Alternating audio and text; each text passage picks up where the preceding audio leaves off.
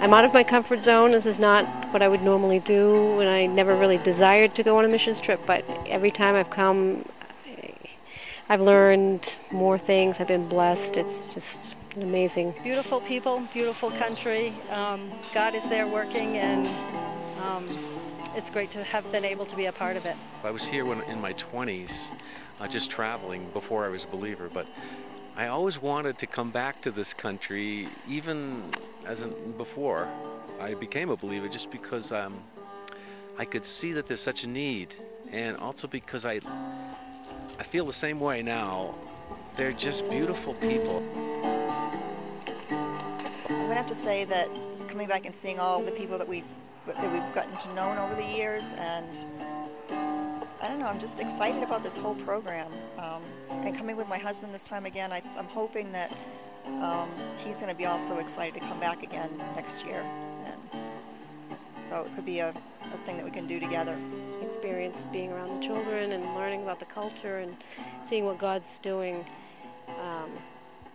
here and in my heart as well. Well, it's returning to a country that I had seen for the first time 3 visits ago with His Hands, and I came back wondering if I'd still feel that same rush of happiness when I smell the air, saw the scenery, talked to the people, hugged the children.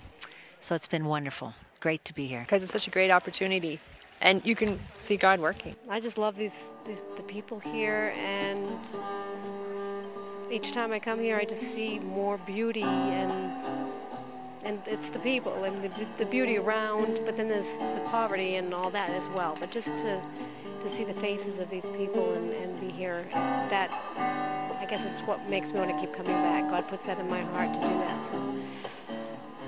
And the pastors and the other workers here, their hearts are so wonderful. They're just open to have people come and help, and they're not too proud. Yet they love their country. They love the people here, and that's what's so wonderful, I think. The people's faces, look at the joy. Look at what they know that we don't. I love that they are so kind to their children. They love their children.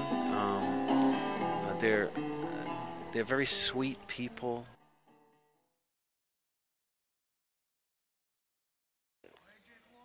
You know, I see dirt floors. I see, things that they are really having to work hard just to survive, just to cook meals and stuff like that. So it is pretty bad, and I know there's other places that may be worse than this because they do have conveniences. But I mean, they're washing their clothes in public facility where they have to do it outside, washing their clothes and hanging them out to dry. So it's like almost like camping all the time and just struggling with just daily living. I don't know. It's going back in time because we're not used to that. We're used to all the conveniences. So it's tough, and they're very poor.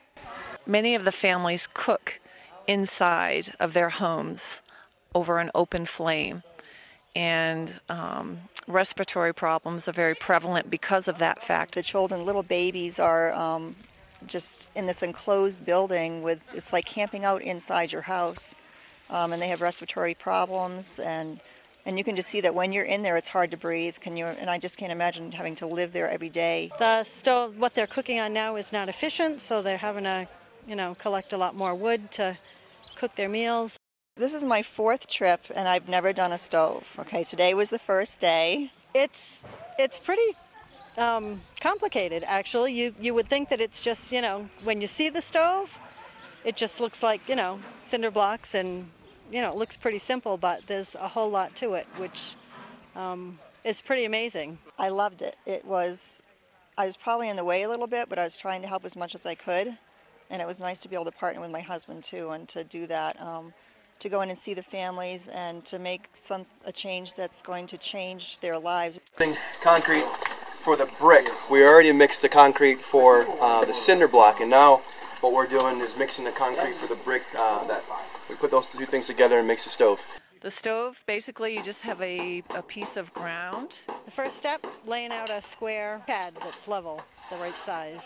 Mix the concrete, soak the blocks, and start laying them out in rectangle. About 4 hours later, there's a stove. Went to a woman's house that was pretty much supporting her family by herself, and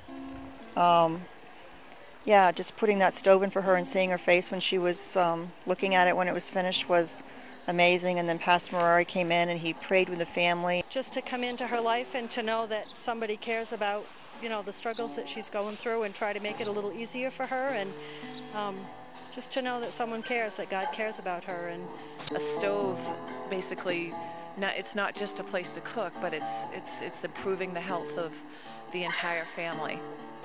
so the stoves are really make a big change in their life. It's a big change for them to have that stove and to have it piped outside so they're not getting that in their lungs all the time.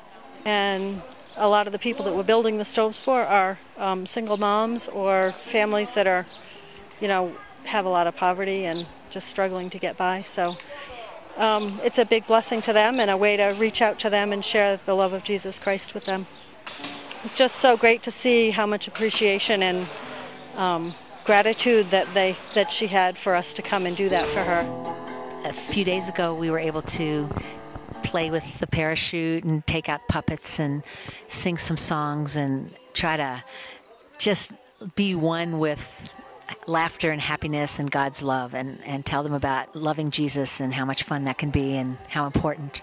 Well, I think it's really cool that Bob, with the music and stuff and the puppets and everything, the kids seem to love it so much. It's neat to see them, like I was looking in the room and just seeing all the kids loving it and laughing and being happy and enjoying it. So we sang some songs in Spanish and some in English, and we used the puppets to sing with them. And it was just really nice because when we were singing the songs about God and stuff, they all knew it.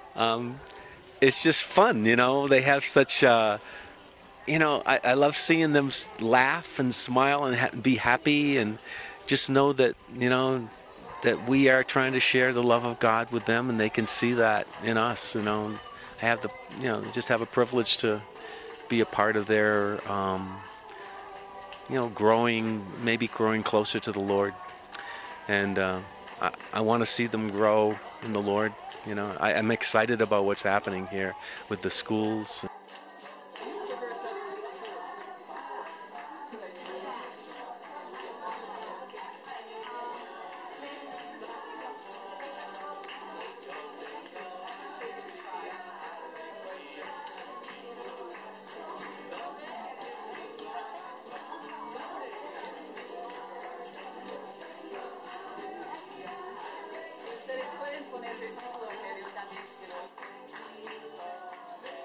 We've sponsored a child since the very beginning named Monica.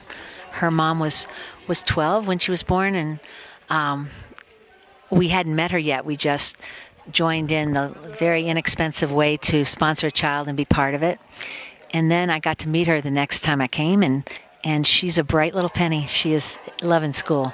Well, just basic needs for the kids, because they were explaining to us that sometimes it's hard for the parents to get work. And some of the kids don't even have a lot of things to eat, so it's just basic needs. The first time I came with Jamie in His Hands, I met a little girl named Leslie on the first day. She was 7 years old, pretty much by herself. Her parents were working, and she just caught my heart, and so I've come back every year. This is my 4th year. So it's a wonderful place. You can take a small amount of money and make a lifetime change and difference for people. First of all, they teach them about the love of Christ. That's the main focus, is to get the message of Christ out to these little ones and have that passed along to the families, and to grow the community that way, by starting with the very smallest children.